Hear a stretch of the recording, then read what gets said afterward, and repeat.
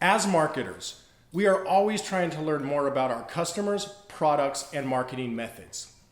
Conducting market research is one of the best ways to gather information about our personas and target audience. Market research helps us understand how our customers perceive our products and what they value. Research can also inform us about the market, influencers, competitors, and much more. We don't just do research for the sake of doing it. It must have a purpose. All good research starts with a question in mind. Most of the time, this question will revolve around the customer, business objectives, or marketing strategies. For example, you might want to know which features are the most important to your persona. You may want to know which social media platforms your persona uses the most so that you know where to engage with them. You might want to see how your product is positioned against the competition or how big your potential market is. Let's look at the main elements of market research. There are two main types of research: primary and secondary. Primary research is where you go out and collect and create the data.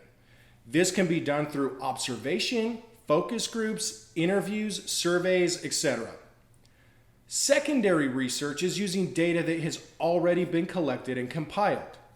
Most often, this will be one of three things: government or public data, reports and research that you can buy from other companies, or internal data to your company. Let's take a closer look at primary and secondary research. Primary research is further broken down into qualitative and quantitative research. This can also be called exploratory or specific research. Qualitative or exploratory research is typically done through interviews, long surveys, and focus groups with only a few people. With qualitative research, you're looking for themes and concepts that you can dig into later. You're also looking to see what's in scope for this entire research project. For example, if you're marketing a car, there are hundreds of possible features.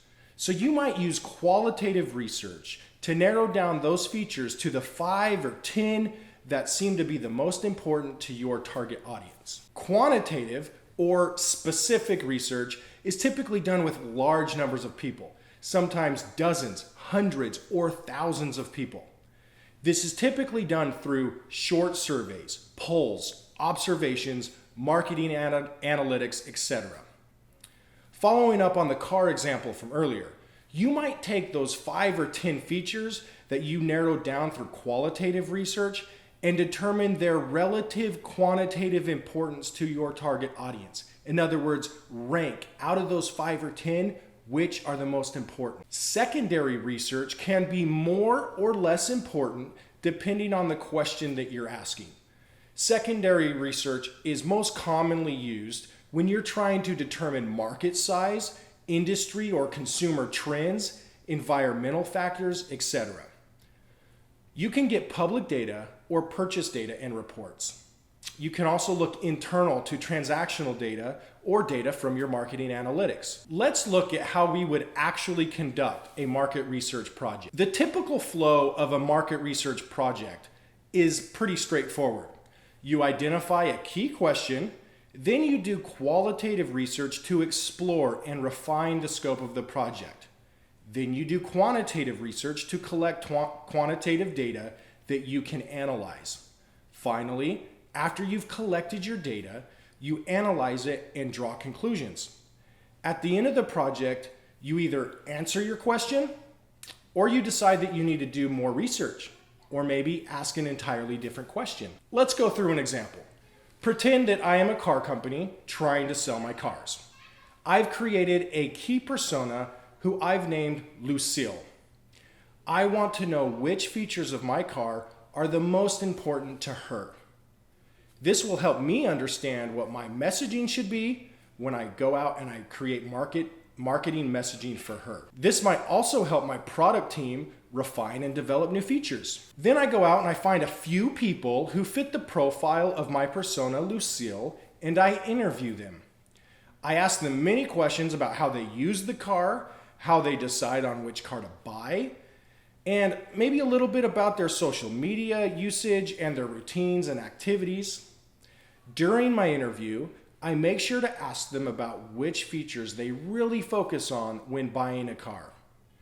They've identified the color, a sunroof, cup holders, safety features, and connectivity as important factors. Now I know that there are 5 features they look at, but I want to know out of those 5 features, which is the absolute most important to my target audience.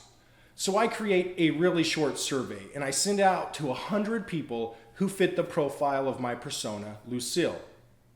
On the survey, I ask, of the following features, which is the single most important factor to your buying decision? I collect all the responses and I can clearly see that out of all the important features, safety sticks out as the single most important. I conclude that when I create content and marketing messaging for my persona, Lucille, I should focus on and highlight safety features.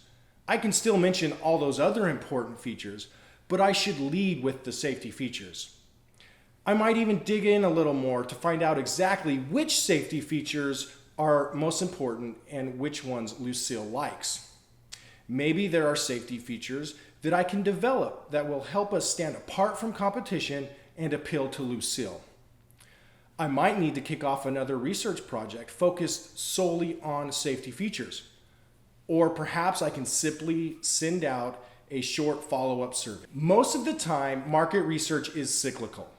We go back and forth as we learn new things and become more familiar with our customers. Market research is almost never linear.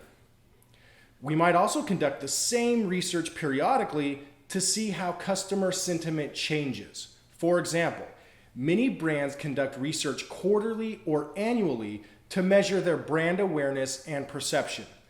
This helps them measure how changes in their marketing activities can affect these measures. Now is an amazing time to do market research. Our digital world has changed the entire game of market research. In a digital world, we get instant feedback. You can make a change to your website and see its effects immediately. Marketing analytics and research are intertwined. For example, you can send an email blast out to your audience. To half of them, you can give one offer.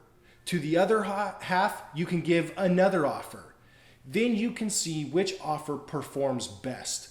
This is called A/B testing, and it's a mix between marketing analytics and market research. To interview people, you can just direct message them, or you can create polls for free or at low cost and get responses from a lot of people. It can be completely informal. Even looking through comments and posts in a particular group is considered a type of market research. Marketing research is limited only by your creativity. Ultimately, one of our main jobs as marketers is to continue learning about our customers, and marketing research helps us accomplish that goal.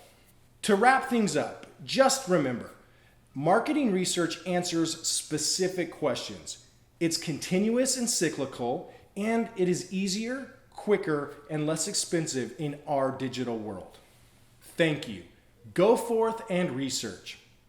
A link to a free PDF of the lesson slides can be found down in the description. And time to give just a little bit of credit. Thank you to a few people who created some free resources. This presentation template was made by Slides Carnival, and some of the icons were created by creators FreePick, Nikita Golubev, and Eucalypt on Flat Icon. Thanks.